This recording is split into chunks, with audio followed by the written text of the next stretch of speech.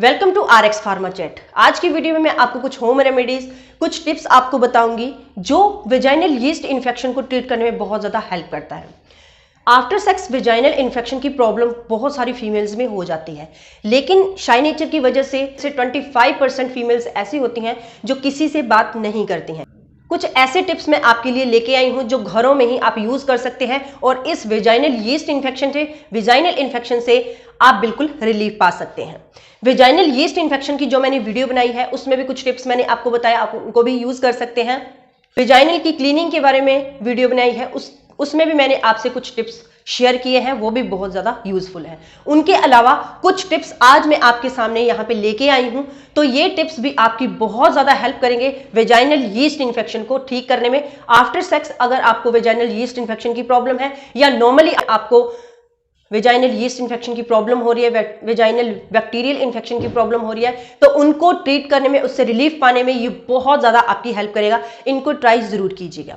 तो चलिए आज की वीडियो को हम स्टार्ट करते हैं, देखते हैं वो कौन कौन से टिप्स है, कौन कौन सी होम रेमेडी है जो हमारी हेल्प करने वाली है। तो सबसे पहले यहाँ पे योगर्ट एंड हनी।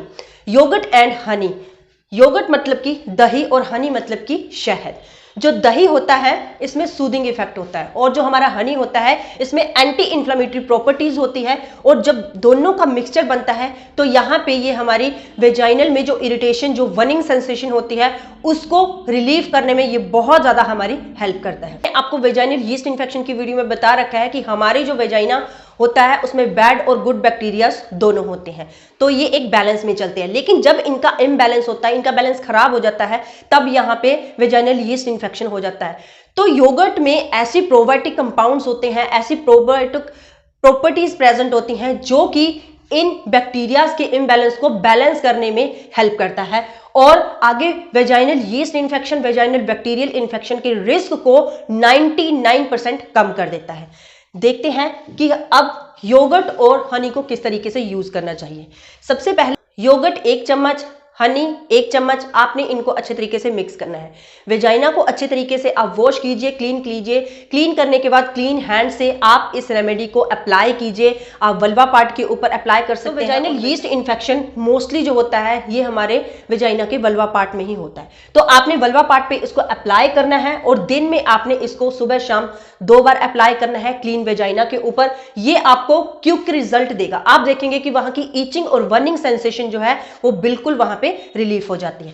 चलते हैं नेक्स्ट रेमेडी की तरफ। Wash with Apple cider vinegar. Apple cider vinegar के बहुत ज्यादा फायदे होते हैं। जो एप्पल साइडर विनेगर होता है वो नॉर्मली भी घरों में यूज किया जाता है। गर्मियों में इनका यूज ज्यादा होता है क्योंकि ये हमारी बॉडी को ठंडक भी देते हैं, तो इसमें एंटी फंगल और एंटी बैक्टीरियल प्रॉपर्टीज भी होती है। तो एप्पल साइडर विनेगर जो होता है ये हमारी ईचिंग को और बर्निंग सेंसेशन ऑफ वेजाइना को रिलीव करने में बहुत ज्यादा हेल्प करता है। वेजाइना के पीएच को बैलेंस करने में एप्पल साइडर विनेगर एक इंपॉर्टेंट रोल प्ले करता है। तो एप्पल साइडर विनेगर को आप यहाँ पे पी भी सकते हैं और आप इसके साथ नहा भी सकते हैं। तो पीने में आपको इसको कैसे यूज करना है, 1 गिलास आप पानी का लीजिए, उसमें 1 चम्मच आप एप्पल साइडर विनेगर का डालिए, अच्छे तरीके से मिक्स कीजिए और दिन में आप 2 बार इसको पी सकते हैं। और कैसे इसको नहाने के लिए यूज करना है, 1 बकेट आप पानी की भर लीजिए, उसमें 2 चम्मच आप एप्पल साइडर विनेगर के डालिए और इससे बात कीजिए, अच्छे तरीके से अपने वेजाइना को क्लीन कीजिए। आप देखें कि वहां की जो यीस्ट इन्फेक्शन है, वहां की जो यीस्ट ग्रोथ है वो धीरे धीरे कम हो जाएगी। स्पेशल इंस्ट्रक्शन यहाँ पे ये है कि एप्पल साइडर विनेगर को कंसंट्रेटेड फॉर्म में आपने बिल्कुल भी यूज नहीं करना है, क्योंकि कंसंट्रेटेड फॉर्म इसकी इतनी ज्यादा गर्म होती है कि बर्निंग सेंसेशन आपकी बॉडी में हो सकती है। इसलिए जब भी आपको इसका यूज करना है इसको डाइल्यूटेड फॉर्म में यूज कीजिए। जैसे पीने के लिए 1 गिलास में सिर्फ 1 चम्मच और नहाने के लिए 1 बकेट में सिर्फ 2 चम्मच का यूज। तो वेजाइना के ऊपर कैसे अप्लाई करना है, 1 कटोरी पानी में आप 1/2 चम्मच यहाँ पे एप्पल साइडर विनेगर का डालिए, इसको अच्छे तरीके से मिक्स कीजिए और अपने फिंगर्स के साथ अपने वेजाइना के ऊपर, क्लीन वेजाइना के ऊपर अप्लाई कीजिए और इसको आप दिन में 2 बार अप्लाई कर सकते हैं। आपको क्विक रिजल्ट इसका मिलेगा। रेगुलरली आप इसको जब यूज करेंगे तो आपके vaginal yeast infection, vaginal bacterial infection बिल्कुल ठीक हो जाएगा। चलते हैं अब नेक्स्ट रेमेडी की तरफ। Tea tree oil. Tea tree oil के बारे में आपने सुना होगा, ये हमारी बॉडी के लिए, हमारी स्किन के लिए और हमारे हेयर्स के लिए बहुत ज्यादा इफेक्टिव होता है। टी ट्री जो ऑयल होता है इसमें anti bacterial, anti fungal, anti viral properties इसमें होती हैं। तो जब टी ट्री ऑयल को वेजाइनल यीस्ट इन्फेक्शन में हम यूज करते हैं, ये हमारी वेजाइना की बर्निंग सेंसेशन को और ईचिंग सेंसेशन को बिल्कुल रिलीव कर देता है। तो इसको कैसे आपने यूज करना है, 2-3 बूंदें 2-3 ड्रॉप्स आपको अपनी फिंगर्स के ऊपर, क्लीन फिंगर्स के ऊपर टी ट्री ऑयल की लेनी है और डायरेक्टली आप इसको अपने क्लीन वेजाइना के ऊपर अप्लाई कीजिए। अप्लाई करने के बाद आप इसको लेफ्ट ओवर कर दीजिए। तो आपने इसको क्या करना है, दिन में 2 बार इसका यूज कीजिए, सुबह और शाम। लेकिन ये ध्यान रखिए कि जब आप इसको अप्लाई कीजिए, आपकी फिंगर्स और आपकी वेजाइना बिल्कुल वॉश करने के बाद क्लीन होनी चाहिए, ड्राई होनी। ये इतनी ज्यादा हेल्प करता है कि ये यीस्ट की ब्रेक डाउन कर देता है, यीस्ट को खत्म करने में बहुत ज्यादा, यीस्ट को किल करने में बहुत ज्यादा हेल्प करता है और आपको बहुत जल्दी जब आप इसका कंटिन्यू यूज करते हैं, vaginal yeast infection, bacterial infection बिल्कुल रिलीफ हो जाता है। नेक्स्ट बात करते हैं बेसिल लीव्स। पुदीने के जो पत्ते होते हैं ये भी हमारी बॉडी के लिए बहुत ज़्यादा इफेक्टिव होते हैं। तो बेसिल लीव्स को आपको कैसे यूज़ करना है, आप बेसिल के लीव्स लीजिए, पुदीने के पत्ते लीजिए, उसको गर्म पानी में आप उबाल लीजिए। जब ये पानी बिल्कुल अच्छे तरीके से कलर चेंज हो जाए, पुदीने के पत्ते अच्छे तरीके से इसमें मिक्स हो जाए, तो आपने क्या करना है, इस